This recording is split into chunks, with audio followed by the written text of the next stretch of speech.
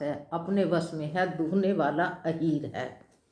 हे भाई, इस प्रकार धर्माचार में प्रवृत्त सात्विकी श्रद्धा रूपी गो से भाव निवृत्ति और वश में किए हुए निर्मल मन की सहायता से परम धर्म में दूध दुहकर उसे निष्काम भाव रूपी अग्नि पर भली भांति ओटाए, फिर क्षमा और संतोष रूपी हवा से उसे ठंडा करे और धैर्य तथा शम रूपी जामन देकर उसे जमाए। तब मुदिता रूपी कमोरी में तत्व विचार रूपी मथनी से इंद्रिय दमन के आधार पर दम्भ रूपी खंबे आदि के सहारे सत्य और सुंदर वाणी रूपी रस्सी लगाकर उसे मथे और मथकर तब उसमें से निर्मल सुंदर अत्यंत पवित्र वैराग्य रूपी मक्खन निकाल ले। तब योग रूपी अग्नि प्रकट करके उसमें समस्त शुभाशुभ कर्म रूपी ईंधन लगा दे, सब कर्मों को योग रूपी अग्नि में भस्म कर दे। जब वैराग्य रूपी मक्खन का ममता रूपी मल जल जाए, तब बचे हुए ज्ञान रूपी घी को निश्चयात्मिका बुद्धि से ठंडा करे। तब विज्ञान रूपी बुद्धि उस निर्मल घी को पाकर उससे चित्त रूपी दिए को भरकर समता की दीवट बनाकर उस पर उसे दृढ़ता पूर्वक रखे। जागृत, स्वप्न और सुषुप्ति तीनों अवस्थाएं और सतरज तम तीनों गुण रूपी कपास से तुरीयावस्था रूपी रुई को निकालकर फिर उसे संवार कर उसकी सुंदर कड़ी बत्ती बनावे।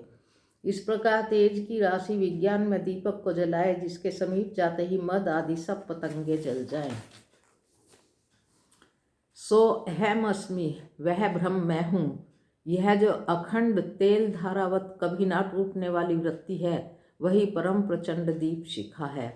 इस प्रकार जब आत्मानुभव के सुख का सुंदर प्रकाश फैलता है, तब संसार के मूल भेद रूपी भ्रम का नाश हो जाता है और महान बलवती अविद्या के परिवार मोह आदि का अपार अंधकार मिट जाता है। तब वही विज्ञान रूपनी बुद्धि आत्मानुभव रूप प्रकाश को पाकर हृदय रूपी घर में बैठकर उस जड़ चेतन की गांठ को खोलती है। यदि यह विज्ञान रूपनी बुद्धि उस गांठ को खोलने पाए, तब यह जीव कृतार्थ हो। परंतु हे पक्षीराज गरुड़ जी, गांठ खोलते हुए जानकर माया फिर अनेकों विघ्न करती है। हे भाई, वह बहुत सी रिद्धि सिद्धियों को भेजती है, जो आकर बुद्धि को लोभ दिखाती हैं और रिद्धि सिद्धियां कल बल छल करके समीप जाती हैं और आंचल की वायु से उस ज्ञान रूपी दीपक को बुझा देती हैं। यदि बुद्धि बहुत ही सयानी हुई तो वह उन रिद्धि सिद्धियों को अहित कर समझकर उनकी ओर ताकती भी नहीं। इस प्रकार यदि माया के विघ्नों से बुद्धि को बांधा न जाए, तो फिर देवता उपाधि या विघ्न उत्पन्न करते हैं। इंद्रियों के द्वार हृदय रूपी घर के अनेकों झरोखे हैं। वहाँ देवता थाना किए अड्डा जमा कर बैठे हैं। ज्यों ही वे विषय रूपी हवा को आते देखते हैं, त्यों ही हठ पूर्वक किवाड़ खोल देते हैं। ज्यों ही वह तेज हवा हृदय रूपी घर में जाती है, त्यों ही विज्ञान रूपी दीपक बुझ जाता है। गांठ भी नहीं छूटी और वह आत्मानुभव रूप प्रकाश भी मिट गया। विषय रूपी हवा से बुद्धि व्याकुल हो गई, सारा किया कराया चौपट हो जाता है। इंद्रियों और उनके देवताओं को ज्ञान नहीं सुहाता, क्योंकि उनकी विषय भोगों में सदा ही प्रीति रहती है, और बुद्धि को भी विषय रूपी हवा ने बावली बना दिया। तब फिर उस ज्ञान दीपक को उसी प्रकार कौन जलाए। इस प्रकार ज्ञान दीपक के बुझ जाने पर तब फिर जीव अनेकों प्रकार से संस्कृति के क्लेश पाता है। हे पक्षीराज, हरि की माया अत्यंत दुस्तर है, वह सहज में ही तरी नहीं जा सकती। ज्ञान कहने में कठिन, समझने में कठिन, साधने में कठिन है। यदि गुणाक्षर न्याय से संयोगवश कदाचित यह ज्ञान हो जाए, तो फिर उसे बचाए रखने में अनेकों विघ्न हैं। ज्ञान का मार्ग कृपाण दुधारी तलवार की धार के समान है। हे पक्षीराज, इस मार्ग से गिरते देर नहीं लगती। जो इस मार्ग को निर्विघ्न निभा ले जाता है, वही कैवल्य या मोक्ष रूप परम पद को प्राप्त करता है। संत, पुराण, वेद और तंत्र शास्त्र यह कहते हैं कि कैवल्य रूप परम पद अत्यंत दुर्लभ है, किंतु हे गोसाई, वही अत्यंत दुर्लभ मुक्ति श्री राम जी को भजने से बिना इच्छा किए भी जबरदस्ती आ जाती है।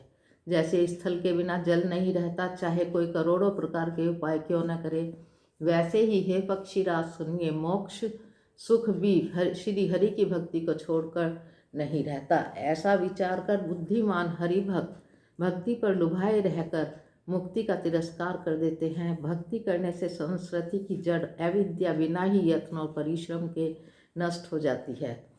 जैसे भोजन किया तो जाता है तृप्ति के लिए, और उस भोजन को जठराग्नि अपने आप बिना हमारी चेष्टा के पचा डालती है, ऐसी सुगम और परम सुख देने वाली हरि भक्ति जिसे ना सुहाए ऐसा मूड कौन होगा। हे सर्पों के शत्रु गरुड़ जी, मैं सेवक हूँ और भगवान मेरे सेव्य हैं। इस भाव के बिना संसार रूपी समुद्र से तरना नहीं हो सकता। ऐसा सिद्धांत विचार कर श्री रामचंद्र जी के चरण कमलों का भजन कीजिए। जो चेतन को जड़ कर देता है, जड़ को चेतन कर देता है, ऐसे समर्थ श्री रघुनाथ जी को जीव भजते हैं, वे धन्य हैं। मैंने ज्ञान का सिद्धांत समझाकर कहा, अब भक्ति रूपी मणि की प्रभुता सुनिए। श्री राम जी की भक्ति सुंदर चिंतामणि है। हे गरुड़ जी, यह जिसके हृदय के अंदर बसती है वह दिन रात परम प्रकाश रूप रहता है। उसको दीपक, घी और बत्ती कुछ भी नहीं चाहिए। फिर मोहरूपी दरिद्रता समीप नहीं आती, क्योंकि मणि स्वयं धन रूप है। और तीसरे लोभ रूपी हवा उस मणि में दीपक को बुझा नहीं सकती, क्योंकि मणि स्वयं प्रकाश रूप है। वह किसी दूसरे की सहायता से प्रकाश नहीं करती। उसके प्रकाश से अविद्या का प्रबल अंधकार मिट जाता है, मद आदि पतंगों का सारा समूह हार जाता है। जिसके हृदय में भक्ति बसती है, काम, क्रोध, लोभ आदि दुष्ट तो उसके पास भी नहीं जाते। उसके लिए विष अमृत के समान, शत्रु मित्र के समान हो जाता है। उस मणि के बिना कोई सुख नहीं पाता। बड़े बड़े मानस रोग जिनके वश होकर सब जीव दुखी हो रहे हैं, उसको नहीं व्यापते। श्री राम भक्ति रूपी मणि जिसके हृदय में बसती है, उसे स्वप्न में भी लेश मात्र दुख नहीं होता। जगत में वे ही मनुष्य चतुरों के शिरोमणि हैं, जो उस भक्ति रूपी मणि के लिए भली भांति यत्न करते हैं। यद्यपि वह मणि जगत में प्रकट है, पर बिना श्री राम जी की कृपा के उसे कोई नहीं पा सकता। उसके पाने के उपाय भी सुगम ही है, पर अभागे मनुष्य उन्हें ठुकरा देते हैं। वेद पुराण पवित्र पर्वत है। श्री राम जी की नाना प्रकार की कथाएं उन पर्वतों में सुंदर खान हैं। संत पुरुष उनकी उन खानों के रहस्य को जानने वाले मर्मी हैं, और सुंदर बुद्धि खोजने वाली कुदाल है। हे गरुड़ जी, ज्ञान और वैराग्य ये दो उनके नेत्र हैं। जो प्राणी उसे प्रेम के साथ खोजता है, वह सब सुखों की खान इस भक्ति रूपी मणि को पा जाता है। हे प्रभु, मेरे मन में तो ऐसा विश्वास है कि श्री राम जी के दास श्री राम जी से भी बढ़कर हैं। श्री रामचंद्र जी समुद्र हैं और धीर संत पुरुष मेघ हैं। श्री हरि चंदन के वृक्ष हैं तो संत पवन हैं। सब साधनों का फल सुंदर हरि भक्ति ही है। उसे संत के बिना किसी ने नहीं पाया। ऐसा विचार कर जो भी संतों का संग करता है, हे गरुड़ जी, उसके लिए श्री राम जी की भक्ति सुलभ हो जाती है। ब्रह्म वेद समुद्र हैं, ज्ञान मंत्राचल है और संत देवता हैं, जो उस समुद्र को मथ कर कथा रूपी अमृत निकालते हैं, जिसमें भक्ति रूपी मधुरता बसी रहती है। वैराग्य रूपी ढाल से अपने को बचाते हुए ज्ञान रूपी तलवार से मद, लोभ, मोह रूपी वैरियों को मारकर जो विजय प्राप्त करती है, वह हरि भक्ति ही है। हे पक्षीराज, इसे विचार कर देखिए। पक्षीराज गरुड़ जी फिर प्रेम सहित बोले, हे कृपालु, यदि मुझ पर आपका प्रेम है तो हे नाथ, मुझे अपना सेवक जानकर मेरे 7 प्रश्नों के उत्तर बखान कर कहिए। हे नाथ धीर बुद्धि, पहले तो यह बताइए कि सबसे दुर्लभ कौन सा शरीर है, फिर सबसे बड़ा दुख कौन सा है, सबसे बड़ा सुख कौन सा है, यह भी विचार कर संक्षेप में कहिए। संत और असंत का मर्म आप जानते हैं, उनके सहज स्वभाव का वर्णन कीजिए। फिर कहिए कि श्रुतियों में प्रसिद्ध सबसे महान पुण्य कौन सा है और सबसे महान भयंकर पाप कौन सा है। फिर मानस रोगों को समझाकर कहिए। आप सर्वज्ञ हैं, मुझ पर आपकी कृपा भी बहुत है। काकुचुंडी जी ने कहा, हे तात, अत्यंत आदर और प्रेम के साथ सुनिए, मैं यह नीति संक्षेप से कहता हूँ। मनुष्य शरीर के समान कोई शरीर नहीं है। चर अचर सभी जीव उसकी याचना करते हैं। यह मनुष्य शरीर नरक, स्वर्ग और मोक्ष की सीढ़ी है तथा कल्याणकारी ज्ञान, वैराग्य और भक्ति को देने वाला है। ऐसे मनुष्य शरीर को धारण करके जो लोग श्री हरि का भजन नहीं करते और नीच से नीच विषयों में अनुरक्त रहते हैं, वे पारस मणि को हाथ से फेंक देते हैं और बदले में कांच के टुकड़े ले लेते हैं। जगत में दरिद्रता के समान दुख नहीं है तथा संतों के मिलन के समान जगत में सुख नहीं है। हे पक्षीराज, मन, वचन और शरीर से परोपकार करना यह संतों का सहज स्वभाव है। संत दूसरों की भलाई के लिए दुख सहते हैं और अभागे असंत दूसरों को दुख पहुंचाने के लिए। कृपालु संत भोज के वृक्ष के समान दूसरों के हित के लिए भारी विपत्ति सहते हैं, अपनी खाल तक उधड़वा लेते हैं, किंतु दुष्ट लोग सन की भांति दूसरों को बींधते हैं और उन्हें बांधने के लिए अपनी खाल खिंचवाकर विपत्ति सहकर मर जाते हैं। हे सर्पों के शत्रु गरुड़ जी, सुनिए, दुष्ट बिना किसी स्वार्थ के सांप और चूहे के समान अकारण ही दूसरों का अपकार करते हैं। वे पराई संपत्ति का नाश करके स्वयं नष्ट हो जाते हैं, जैसे खेती का नाश करके ओले नष्ट हो जाते हैं। दुष्ट का अभ्युदय प्रसिद्ध अधम ग्रह केतु के उदय की भांति जगत के दुख के लिए ही होता है, और संतों का अभ्युदय सदा ही सुखकर होता है, जैसे चंद्रमा और सूर्य का उदय विश्व भर के लिए सुखदायक है। वेदों में अहिंसा को परम धन माना है और परनिंदा के समान भारी पाप नहीं है। शंकर जी और गुरु की निंदा करने वाला मनुष्य अगले जन्म में मेंढक होता है और वह 1000 जन्म तक वही मेंढक का शरीर पाता है। ब्राह्मणों की निंदा करने वाला व्यक्ति बहुत से नरक भोग कर फिर जगत में कोए का शरीर धारण करके जन्म लेता है। जो अभिमानी जीव देवताओं और वेदों की निंदा करते हैं वे रौरव नरक में पड़ते हैं। संतों की निंदा में लगे हुए लोग उल्लू होते हैं, जिन्हें मोह रूपी रात्रि प्रिय होती है और ज्ञान रूपी सूर्य जिनके लिए बीत गया, अस्त हो गया रहता है। जो मूर्ख मनुष्य सबकी निंदा करते हैं वे चमगादड़ होकर जन्म लेते हैं। हे तात, अब मानस रोग सुनिए, जिनसे सब लोग दुख पाया करते हैं। सब रोगों की जड़ मोह है, अज्ञान है। उन व्याधियों से फिर और बहुत से शूल उत्पन्न होते हैं। काम, वात, लोभ, अपार कफ है और क्रोध पित्त है, जो सदा छाती जलाता रहता है।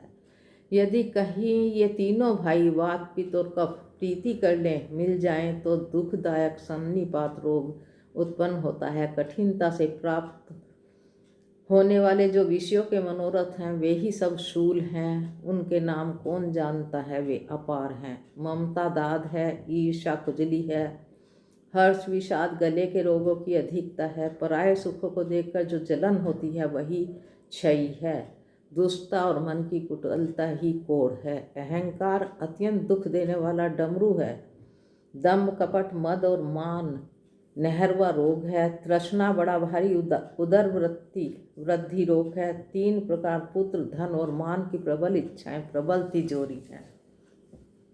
तिजारी हैं। मत्सर और अविवेक 2 प्रकार के ज्वर हैं। इस प्रकार अनेकों बुरे रोग हैं, जिन्हें कहाँ तक कहूँ। एक ही रोग के वश होकर मनुष्य मर जाते हैं, फिर ये तो बहुत से असाध्य रोग हैं। ये जीव को निरंतर कष्ट देते रहते हैं। ऐसी दशा में वह समाधि को कैसे प्राप्त करे।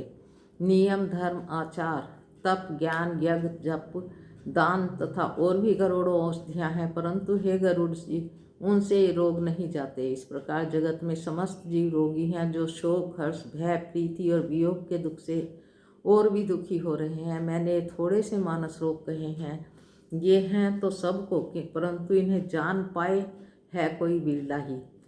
प्राणियों को जलाने वाले पापी रोग जान लिए जाने से कुछ क्षीण अवश्य हो जाते हैं, परंतु नाश को प्राप्त नहीं होते। विषय रूप कुपथ्य पाकर ये मुनियों के हृदय में भी अंकुरित हो उठते हैं। तब बेचारे साधारण मनुष्य तो क्या चीज़ हैं। यदि श्री राम जी की कृपा से इस प्रकार का संयोग बन जाए तो ये सब रोग नष्ट हो जाएं। सदगुरु रूपी वैद्य के वचन में विश्वास हो, विषयों की आशा न करे, यही संयम हो। श्री रघुनाथ जी की भक्ति संजीवनी जड़ी है। श्रद्धा से पूर्ण भक्ति ही अनुपान दवा के साथ लिया जाने वाला मधु आदि है। इस प्रकार का संयोग हो तो वे रोग भले ही नष्ट हो जाएं, नहीं तो करोड़ों प्रयत्नों से भी वे नहीं जाते। हे गोसाई, मन को निरोग हुआ तब जानना चाहिए जब हृदय में वैराग्य का बल बढ़ जाए, उत्तम बुद्धि रूपी भूख नित्य नई बढ़ती रहे और विषयों की आशा रूपी दुर्लभता मिट जाए। इस प्रकार सब रोगों से छूटकर जब मनुष्य निर्मल ज्ञान रूपी जल में स्नान कर लेता है तब उसके हृदय में राम भक्ति छा जाती है। शिव जी, ब्रह्मा जी, सुखदेव जी, सनकादि, नारद आदि ब्रह्म विचार में परम निपुण जो मुनि हैं, हे पक्षीराज, उन सब का यही मत है कि श्री राम जी के चरण कमलों में प्रेम करना चाहिए। श्रुति पुराण सभी ग्रंथ कहते हैं कि श्री रघुनाथ जी की भक्ति के बिना सुख नहीं। कछुए की पीठ पर भले ही बाल उगाएं, बांझ का पुत्र भले ही किसी को मार डाले, आकाश में भले ही अनेक प्रकार के फूल खिल उठे, परंतु श्री हरि से विमुख होकर जीव सुख नहीं पा सकता। रग तृष्णा के जल को पीने से भले ही प्यास बुझ जाए, खरगोश के सिर पर भले ही सींग निकल आए, अंधकार भले ही सूर्य का नाश कर दे, परंतु श्री राम से विमुख होकर जीव सुख नहीं पा सकता। बर्फ से भले ही अग्नि प्रकट हो जाए, ये सब अनहोनी बातें चाहे हो जाएं, परंतु श्री राम से विमुख होकर कोई भी सुख नहीं पा सकता।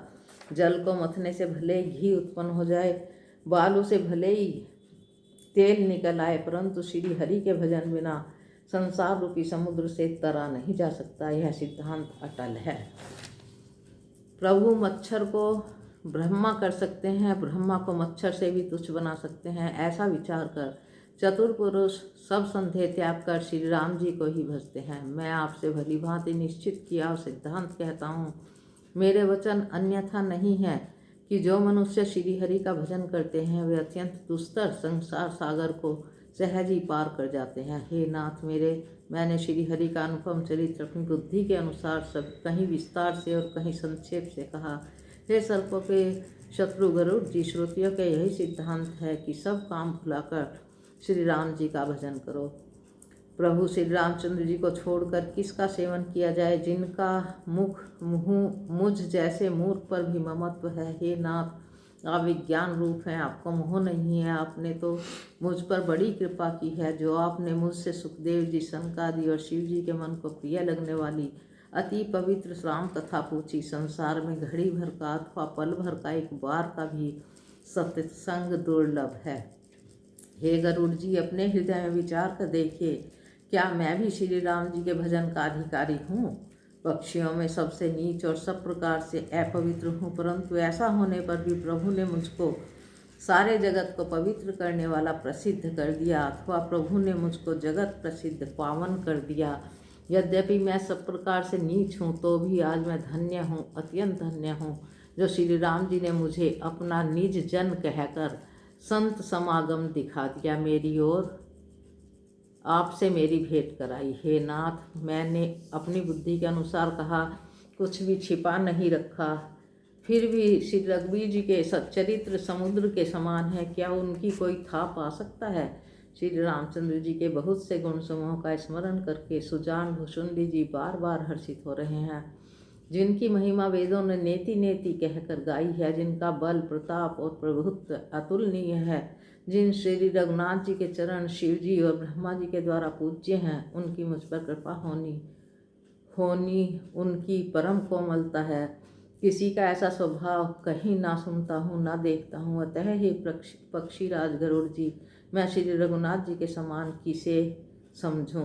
साधक, सिद्ध, जीवन मुक्त, उदासीन, कवि, विद्वान, कर्म के ज्ञाता, सन्यासी, योगी, शूरवीर, बड़े तपस्वी, ज्ञानी, धर्मपरायण, पंडित और विज्ञानी, ये कोई भी मेरे स्वामी श्री राम जी का सेवन किए बिना नहीं तर सकते। मैं उन्हीं श्री राम जी को बार बार नमस्कार करता हूँ, जिनकी शरण जाने पर मुझ जैसे पाप राशि भी शुद्ध हो जाते हैं। उन अविनाशी श्री राम जी को मैं नमस्कार करता हूँ।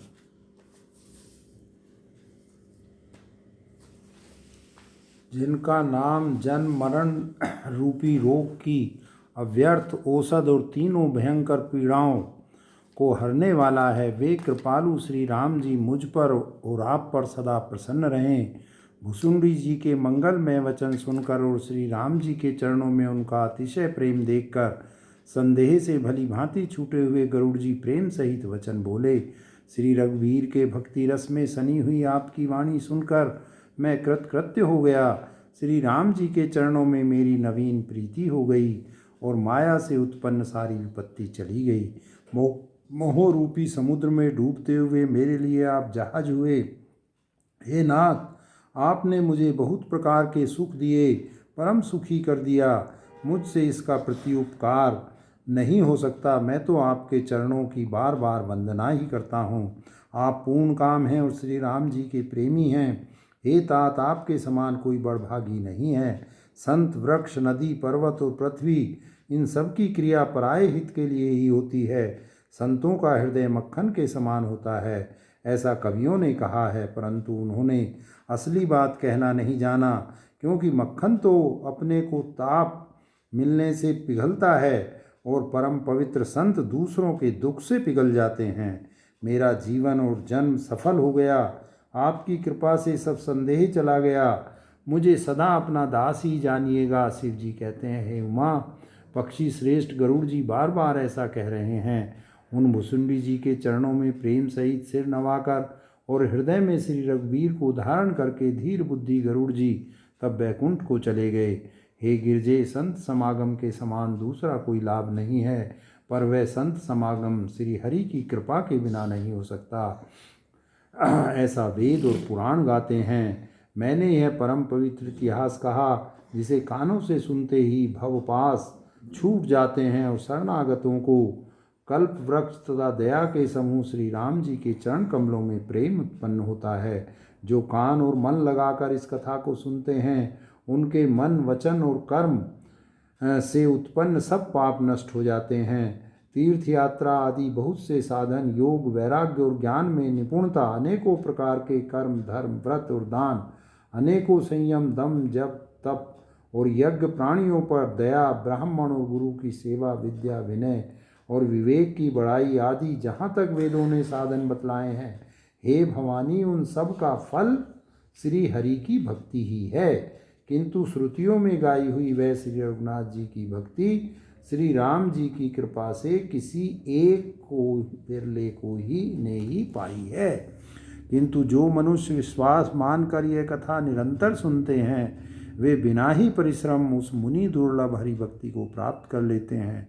जिसका मन श्री राम जी के चरणों में अनुरक्त है, वही सर्वज्ञ, सब कुछ जानने वाला है, वही गुणी है, वही ज्ञानी है, वही पृथ्वी का भूषण, पंडित और दानी है, वही धर्म परायण है और वही कुल का रक्षक है।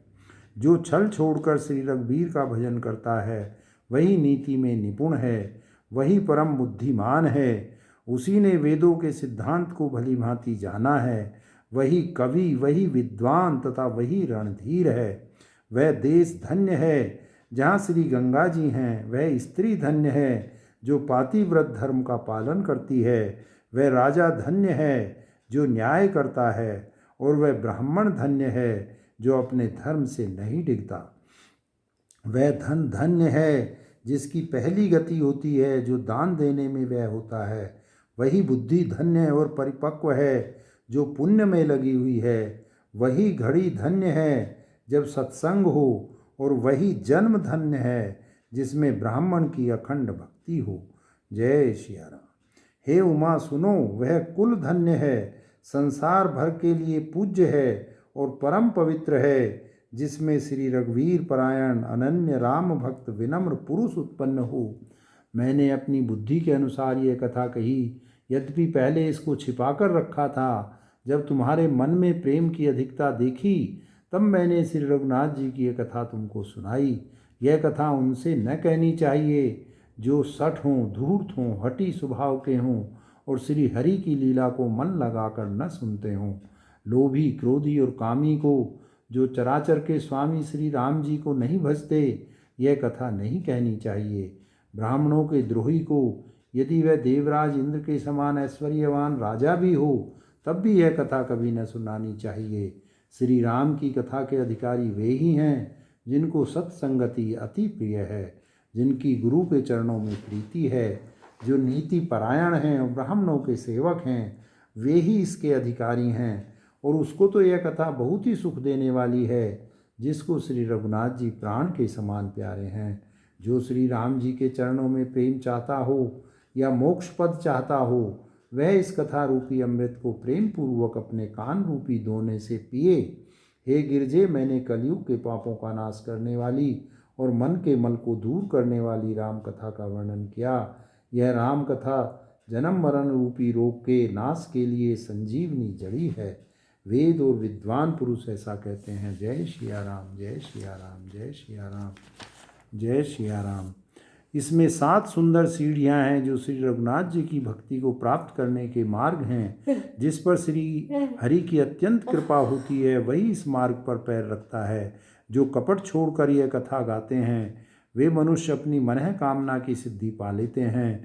जो इसे कहते सुनते और अनुमोदन प्रशंसा करते हैं वे संसार रूपी समुद्र को गऊ के खुर से बने हुए गड्ढे की भांति पार कर जाते हैं। सब कथा सुनकर श्री पार्वती जी के हृदय को बहुत ही प्रिय लगी और वे सुंदर वाणी बोली। स्वामी की कृपा से मेरा संदेह जाता रहा और श्री राम जी के चरणों में नवीन प्रेम उत्पन्न हो गया। हे विश्वनाथ, आपकी कृपा से अब मैं कृतार्थ हो गई। मुझ में दृढ़ राम भक्ति उत्पन्न हो गई और मेरे संपूर्ण क्लेश बीत गए। शंभु माँ का यह कल्याणकारी संवाद सुख उत्पन्न करने वाला और शोक का नाश करने वाला है। जन्म मरण का अंत करने वाला, संदेहों का नाश करने वाला, भक्तों को आनंद देने वाला और संत पुरुषों को प्रिय है। जगत में जो जितने भी रामोपासक हैं उनको तो इस राम कथा के समान कुछ भी प्रिय नहीं है। श्री रघुनाथ जी की कृपा से मैंने यह सुंदर और पवित्र करने वाला चरित्र अपनी बुद्धि के अनुसार गाया है। तुलसीदास जी कहते हैं, इस कलिकाल में योग जप यज्ञ जप तप व्रत और पूजन आदि कोई दूसरा साधन नहीं है। बस श्री राम जी का ही स्मरण करना, श्री राम जी का ही गुण गाना और निरंतर श्री राम जी के ही गुण समूह को सुनना चाहिए। पतितों को पवित्र करना, जिनका महान प्रसिद्ध बाना है, ऐसा कवि वेद संत और पुराण गाते हैं। रे मन कुटिलता त्याग कर उन्हीं को भज, श्री राम को भजने से किसने परम गति नहीं पाई। अरे मूर्ख मन सुन, पतितों को भी पावन करने वाले श्री राम को भज कर किसने परम गति नहीं पाई। गणिका, जामिल, व्याध, गीत, गज आदि बहुत से दुष्टों को उन्होंने तार दिया। आभीर, यवन, किरात, खस, स्वपच आदि जो अत्यंत पाप रूप ही हैं वे भी केवल एक बार जिनका नाम लेकर पवित्र हो जाते हैं, उन श्री राम जी को मैं नमस्कार करता हूँ। जो मनुष्य रघुवंश के भूषण श्री राम जी का यह चरित्र कहते हैं, सुनते हैं और गाते हैं वे कलयुग के पाप और मन के मल को धोकर बिना ही परिश्रम श्री राम जी के परम धाम को चले जाते हैं। अधिक क्या कहें, जो मनुष्य 5-7 चौपाइयों को भी मनोहर जानकर अथवा रामायण की चौपाइयों को श्रेष्ठ पंच कर्तव्य सच्चा निर्णायक जानकर उनको हृदय में धारण कर लेता है, उसके भी 5 प्रकार की अविद्याओं से उत्पन्न विकारों को श्री राम जी हरण कर लेते हैं। अर्थात सारे रामचरित्र की तो बात ही क्या है। जो 5-7 चौपाइयों को भी समझकर उनका अर्थ हृदय में धारण कर लेते हैं, उनके भी अविद्या जनित सारे क्लेश श्री रामचंद्र जी हर लेते हैं। जय सिया राम, जय सिया राम। परम सुंदर सुजान और कृपा निधान तथा जो अनाथों पर प्रेम करते हैं ऐसे एक श्री रामचंद्र जी ही हैं। इनके समान निष्काम हित करने वाला और मोक्ष देने वाला दूसरा कौन है। जिनकी लेस मात्र कृपा से मंद बुद्धि तुलसीदास ने भी परम शांति प्राप्त कर ली, उन श्री राम जी के समान प्रभु कहीं भी नहीं हैं। हे श्री रघुवीर, मेरे समान कोई दीन नहीं है और आपके समान कोई दीनों का हित करने वाला नहीं है। ऐसा विचार कर हे रघुवंश मणि, हे रघुवंश मणि, मेरे जन्म मरण के भयानक दुख का हरण कर लीजिए। जैसे कामी को स्त्री प्रिय लगती है और लोभी को जैसे धन प्यारा लगता है, वैसे ही हे रघुनाथ जी, हे राम जी, आप निरंतर मुझे प्रिय लगिए। जय सिया राम। श्रेष्ठ कवि भगवान श्री शंकर जी ने पहले जिस दुर्गम मानस रामायण की श्री राम जी के चरण कमलों में नित्य निरंतर अनन्य भक्ति प्राप्त होने के लिए रचना की थी, उस मानस रामायण को श्री रघुनाथ जी के नाम में निरत मानकर अपने अंतःकरण के अंधकार को मिटाने के लिए तुलसीदास ने इस मानस के रूप में भाषाबद्ध किया। यह श्री रामचरितमानस पुण्य रूप पापों का हरण करने वाला, सदा कल्याणकारी, विज्ञान और भक्ति को देने वाला, माया मोह और मल का नाश करने वाला, परम निर्मल प्रेम रूपी जल से परिपूर्ण तथा मंगलमय है। जो मनुष्य भक्ति पूर्वक इस मानस सरोवर में गोता लगाते हैं वे संसार रूपी सूर्य की अति प्रचंड किरणों से नहीं जलते, ओम जय सिया राम। कलयुग के समस्त पापों का नाश करने वाले श्री रामचरितमानस का यह 7वां सोपान समाप्त हुआ। जय ओम शिव ओम शिव ओम शिव ओम शिव ओम। जय शंकर जय पार्वती। जय ओम जय हनुमान जय जय हनुमान जय जय हनुमान जय जय हनुमान। ओम श्री गुरु चरण सरोज रज निज मन मुकुर सुधार। वरणौ रघुबर विमल जस दायक फल चार। बुद्धिहीन तनु जानिके सुमरौ पवन कुमार। बुद्धि विद्या देवो मोहि हरहु कलेश विकार। सियावर राम जय जय राम। जय हनुमान ज्ञान गुण सागर। जय कपीस तिहुँ लोक उजागर। अमदूत अतुलित बल धामा। अंजनी पुत्र पवन सुत नामा। महावीर विक्रम बजरंगी। कुमति निवार सुमति के संग। कंचन वरण विराज सुवेशा। कानन कुंडल कुंचित केसा। हाथ वज्र ध्वजा विराजे कांधे साजे। शंकर सुवन केसरी नंदन। तेज प्रताप महाजगवंदन। विद्या गुणी अति चातुर। राम काज करिबे को आतुर। प्रभु चरित्र सुनबे को रसिया। राम लखन सीता बसिया। सूक्ष्म रूप धरि सियहि दिखावा। विकट रूप धरि लंक जरावा। भीम रूप धरि असुर संहारे। रामचंद्र जी के काज संवारे। लाए संजीवन लखन जियाए। श्री रघुबीर हरषि उर लाए। रघुपति कीन्ही बहुत बड़ाई। तुम मम प्रिय भरत सम भाई। सहस बदन तुम रोजस गावें। हस कहि श्रीपति कंठ लगावें। सनकादिक ब्रह्मादि मुनीषा। नारद सहित अहिसा। जम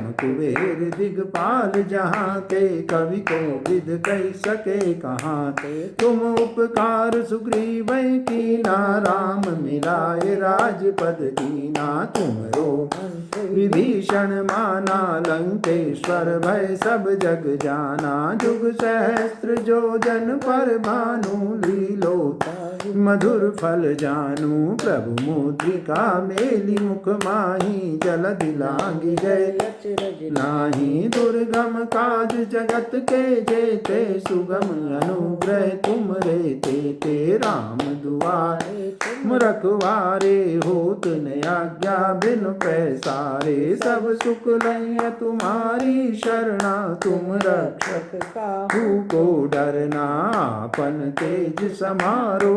आपे तीनों लोग हांकते कांपे। भूत पिशाच निकट नहीं आवे। महावीर जब नाम सुनावे। नासै रोग हरै सब पीरा। जपत निरंतर वीरा। संकट से हनुमान छुड़ावे। मन क्रम वचन ध्यान जो लावे। सब पर राम तपस्वी राजा। तिनके काज सकल तुम साजा। और मनो